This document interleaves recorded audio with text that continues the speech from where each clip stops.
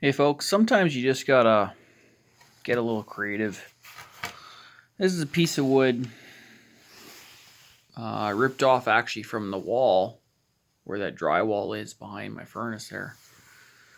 Um, yeah, I had a little bit of a rough day, so I sat back and I made a birdhouse with my son.